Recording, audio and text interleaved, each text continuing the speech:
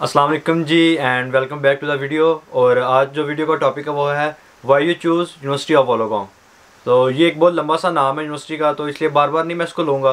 तो वीडियो में सिर्फ UOW जो उसकी शॉर्ट फॉर्म है वो बोलूँगा, तो आप लोग समझ जाइएगा कि मैं यूनिवर्सिटी ऑफ वोलोंगोंग के बारे में बात कर रहा हूँ। और मुझे पता है थोड़ी बहुत ऑडियो में थोड़ी सी आवाज़ें आ रही होंगी, क्योंकि अभी मैं अपने रूम में बैठा हूँ और जो है बाहर वो बारिश हो रही है, इस वजह से वो थोड़ी सी आपको नॉइस आएगी, तो एडजस्ट कर लीजिएगा। अच्छा जी, जो मेरी लास्ट वीडियो थी UOW के ऊपर ओरिएंटेशन डे पे, तब मुझे एक पैकेज मिला था यूनिवर्सिटी की तरफ से, तो वो मुझे आपको दिखाना याद नहीं रहा। इस वीडियो में अभी मैं शुरू में वो आपको वो दिखा देता हूँ।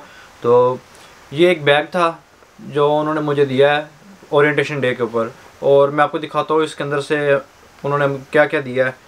इतनी महंगी यूनिवर्सिटी है और उन्होंने हमें सिर्फ ये कुछ पम्फलेट्स दिए हैं, तो ये मैं आपको एक दिखा देता हूँ क्या थे। सबसे पहले ये उन्होंने वेलकम किया है, तो ये कोई न्यू स्टूडेंट स्टार्टर प्रोग्राम है, ओरिएंटेशन का शेड्यूल था इसके ऊपर। उसके अलावा इन्होंने दिया है ये कोई जिम का थोड़ा सा दिया है उन्होंने, इसकी मेंबरशिप है जिम प्राइसेस की, तो ये मेरे किसी काम की नहीं। अच्छा, इसके बाद दिया इन्होंने UOW लर्निंग प्रोग्राम। तो ये ऐप्स हैं, आप इनको डाउनलोड करके तो UOW के जितने भी प्रोग्राम्स हैं उनको देख सकते हैं और अपनी ऑनलाइन जो भी रिसर्च करनी है आप कर सकते हैं, तो ये भी थोड़ा बहुत हेल्पफुल है। उसके बाद इन्होंने ये दिया है कैंपस मैप। ये इतना बड़ा मैप है, अगर आपको नज़र आए तो। जब मैं फ़र्स्ट टाइम यूनी में गया था तो मैं तो अंदर घूम ही गया था, इतनी बड़ी यूनिवर्सिटी थी, मुझे पता ही नहीं था कि कहाँ पे जाना है। तो ये इन्होंने हमें फ़र्स्ट डे दिया था कि आप इसको देख के तो अपने जो ओरिएंटेशन रूम है उधर आप पहुँच सकें। उसके बाद है जी ये बुपा का एक है बुक मैगज़ीन है, एक बुपा की। बुपा क्या है? बुपा जो आप जब अपना एडमिशन करवाते हैं UOW में और जब आप ऑस्ट्रेलिया आते हैं तो आपको अपनी हेल्थ इंश्योरेंस करवानी पड़ती है। तो ये जो UOW है ये सिर्फ ये जो बुपा है इनकी तरफ से करते हैं। अभी रिसेंटली मेरी तबीयत भी ख़राब हुई थी, तो मैं मतलब इधर जो GP के पास हम पहले जाते हैं, फिर वो आगे स्पेशलिस्ट को रेफ़र करते हैं। जितने भी आपकी अमाउंट होती है GP की, जितना भी आपका चेकअप का होता है अमाउंट, वो सारी जो होती है ये बुपा कवर करती है आपकी हेल्थ इंश्योरेंस। तो इसके ऊपर भी मैं एक अलग से वीडियो बना दूंगा। इसके अंदर सारी डिटेल्स दी गई हैं कि आपने कौन सी मेंबरशिप सेलेक्ट की हुई है और उसके ऊपर आपको कितना रिफ़ंड दिया जाएगा। अभी तक तो वैसे मैंने 3 दफ़ा चेक करवाया और मुझे तीनों दफ़ा ही इन्होंने टोटली रिफ़ंड कर दिया है, तो ये भी काफ़ी अच्छी चीज़ है। उसके बाद बस यही है, और एक उन्होंने दिए है ये UOW की पेंसिल, अगर आपको नज़र आ रही हो तो। बस ये सारा पैकेज था जो मुझे मिला था ओरिएंटेशन डे के ऊपर। और अब coming to the point, why you choose UOW। देखें जी, 3 डिफरेंट पॉइंट्स हैं, तो तीनों को मैं पहले बता देता हूँ कौन से हैं, फिर उसके ऊपर थोड़ी बहुत मैं आपको डिटेल में बता दूँगा। पहला तो ये है कि आप इसको इसलिए चूज़ करना चाहते हैं क्योंकि इसका वीज़ा रेशो अच्छी है, एक तो ये पॉइंट हो गया।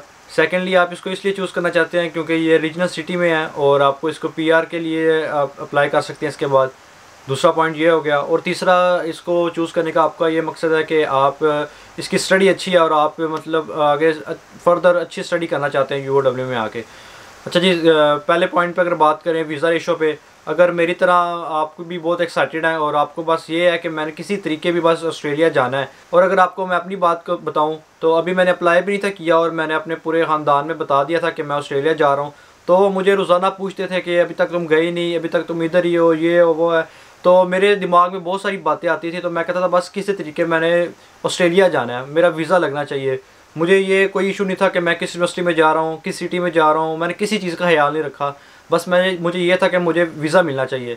इस वजह से मैंने इसको चूज़ किया था, क्योंकि इसका वीज़ा रेशो बहुत अच्छा है। इसका तकरीबन 95% आप कह सकते हैं कि वीज़ा रेशो है। तो जो ऑस्ट्रेलिया है, इस यूनिवर्सिटी में जो बच्चे आते हैं उनका वीज़ा कभी भी नहीं वो कैंसिल करते हैं, वो हमेशा इस यूनिवर्सिटी का वीज़ा लगाते हैं। तो अगर आपका मकसद ये है सिर्फ कि आपने ऑस्ट्रेलिया आना ही आना है और आपका वीज़ा नहीं रिजेक्ट होना चाहिए, तो मैं आपको गारंटी से कहता हूँ कि आप UOW में एडमिशन करवाएं और आपका वीज़ा ज़रूर आएगा।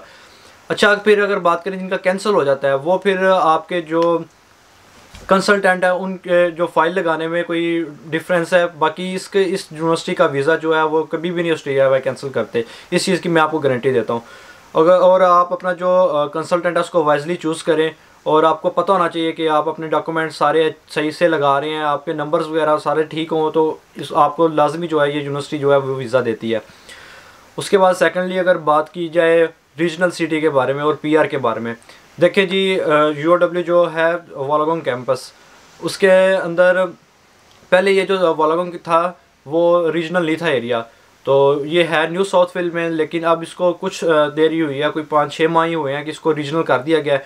तो अब जो पीआर के पॉइंट्स होते हैं टोटल, जब वो एंड आपकी डिग्री कंप्लीट हो जाती है और आपका प्रोफेशनल ईयर हो जाता है, तो जो पीआर के पॉइंट्स इकट्ठे होते हैं उसके अंदर जो रीजनल सिटी के अंदर आप स्टडी की हो आपने, तो वो भी पॉइंट्स ऐड होते हैं। और अगर आप यूनिवर्सिटी ऑफ वोलागोंग में मतलब UW वोलागोंग कैंपस में अगर आप पढ़ते हैं तो आपको रीजनल पॉइंट्स भी मिलेंगे उसके साथ, आप तो आपके पीआर के चांसेस थोड़े ज़्यादा हैं एज़ कम्पेयर टू सिडनी, ठीक है। और अगर बात करें कि आपको सिडनी कैंपस में आना चाहिए या वोलागोंग कैंपस में आना चाहिए, देखिए सीधी सी बात है कि अगर आप तो अपनी ट्यूशन फीसिस खुद पे कर सकते हैं और मतलब घर से मंगवा सकते हैं, तो आप UW कैंपस जो वोलागोंग में आप उधर आइए। और अगर आप अपनी फीसिस नहीं पे कर सकते तो मैं आपको कभी भी नहीं मशवरा दूंगा कि आप इस यूनिवर्सिटी में आएँ। जो कंसल्टेंट है मुझे पता है, जिस तरह मेरे साथ कंसल्टेंट ने किया कि वो कहते थे कि आप लोग चले जाएं, आप अपनी फीसिस भी खुद दे देंगे, आप सारा कुछ खुद कर लेंगे, आप सिडनी भी रह सकते हैं और सिडनी से आप वोलागोंग डेली क्लासेस लेने भी जा सकते हैं। मैं आपको बात बताऊँ, एक ये बहुत ही मुश्किल काम है। आप इसी तरह अपने कोई एरिया में लगा ले साहब के आप 2 घंटे या 3 घंटे की मैक्सिमम ट्रेन है, सिर्फ 3 घंटे की ट्रेन लेके आप सिडनी से वोलागोंग डेली जा रहे हैं और वो सुबह के 4-5 बजे उठ रहे हैं आप। तो पहले एक दो हफ्ता मैं भी चला गया हूँ, मुझे कोई इतने इशू नहीं हुआ, लेकिन जब ये रूटीन बन जाती है तो ये बहुत ही मुश्किल होता है इंसान के लिए। कभी आप लेट हो जाते हैं, कभी ट्रेन लेट हो जाती है, तो आपकी क्लासेस मिस हो जाती हैं, तो ये बहुत मुश्किल है। आपको कंसल्टेंट कहेंगे पर आपने उनकी बातों में नहीं आना, आपने खुद अपना फ़ैसला लेना है कि आप इस यूनि में आना चाहते हैं कि नहीं आना चाहते। अगर बात करें वोलागोंग सिटी की, तो छोटा सा सिटी है, इतना कोई बड़ा नहीं है ना, उधर इतनी जॉब अपॉर्चुनिटीज़ हैं, और जो उबर का काम है वो भी तो बहुत थोड़ा स्लो है।